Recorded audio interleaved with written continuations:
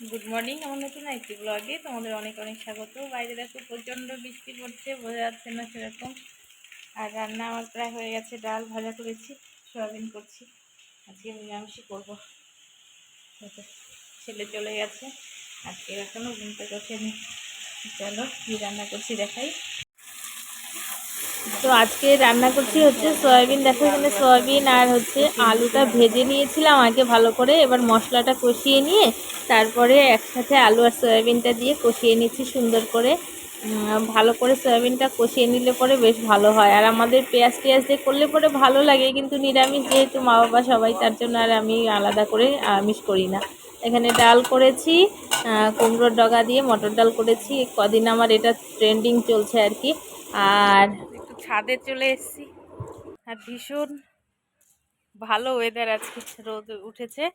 তো জামা কাপড়গুলো মেলে দেবো। আর এই যে দেখো আমটার কি অবস্থা, আমটা এখনো পাকেনি দেখো।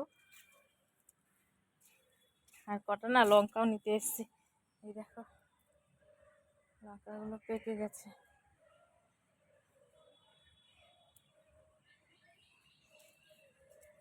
এই গাছটাতে অনেকগুলো পেকেছে।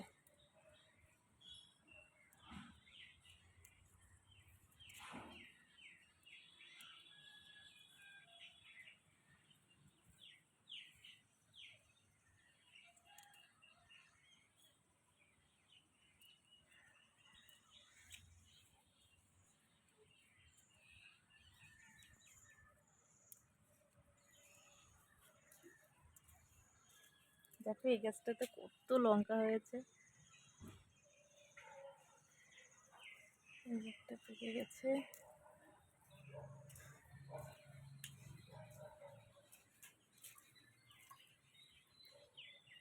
এখানে রেখে দিই, আর এই যে জামা কাপড়গুলো মেলে দিচ্ছি রোদ্দুরে। এক কাজে দু কাজ হয়ে গেল।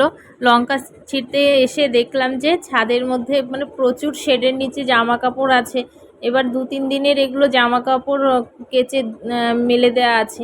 এবার দেখবে ছায়ার দিকে না, আর বিশেষ করে বর্ষার দিনে জামা কাপড়ের মানে কেমন একটা গন্ধ হয়ে যায় যদি রোদ্রু না পায়। তো ভাবলাম একটু ওয়েদারটা দেখো, রোদ্রু কিন্তু সেরকম ওঠেনি, কিন্তু একটু রোদের আভা আছে, তাই আমি সব জামা কাপড় একটু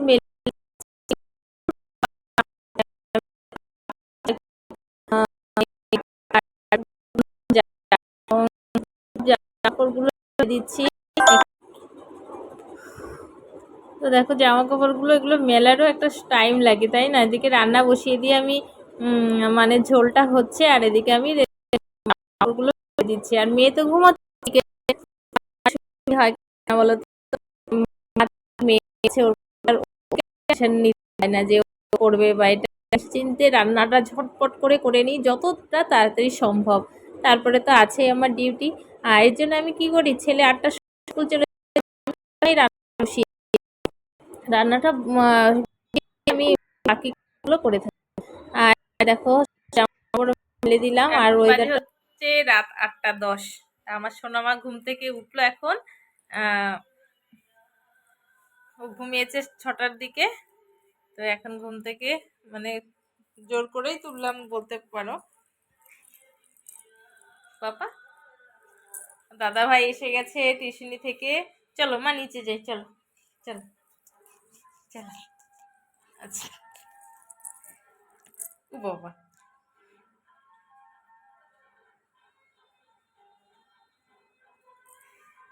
আমাকে কিন্তু চুমু করে দাও, আমাকে চুমু করে দাও।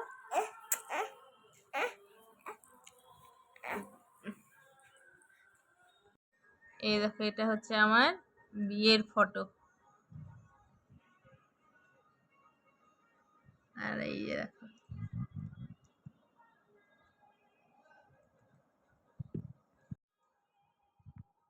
অ্যালবামগুলো না সব ছিল হচ্ছে একটা সুন্দর প্যাকেটের মধ্যে। আমরা যখন পুরোনো ঘর থেকে নতুন ঘরে এসেছি তখন ভালো করে যত্ন করে রেখেছিলাম। তা ভাবলাম যে আমার ছেলের যে টেবিলটা আছে মানে পাশে এক সাইডে রাখার জায়গা সবকিছু, অ্যালবাম সজা রেখে দেবো। তো ওর জন্য একটু বের করে রেখে অনেকদিন আগে দেখেছিল। তো এবার অ্যালবামটা খুলে আমার এত বকাবকি করছে, বলছে পৃথিবীর সব থেকে খারাপ মা তুমি, আমাকে তুমি ঘুরতে নিয়ে যাওনি, ও মানে সেই ছোট সময় দেখেছিল যখন পেস্টে ছিঁড়ে দিয়েছিল। ও কোথায় ঘুরতে গেছে মানে বিয়ের আগে, ও হওয়ার আগে অবধি। তো বলছে ওখানে কেন আমাকে নিয়ে যাওনি, মানে কি বলবো বলো, ছেলে টুয়ে পড়ে এখনো বোঝে না, বাচ্চা মানুষ তো। আমি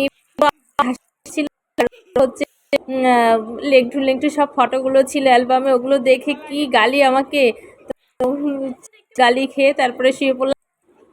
তো চলো এ পর্যন্তই, ভালো থেকো।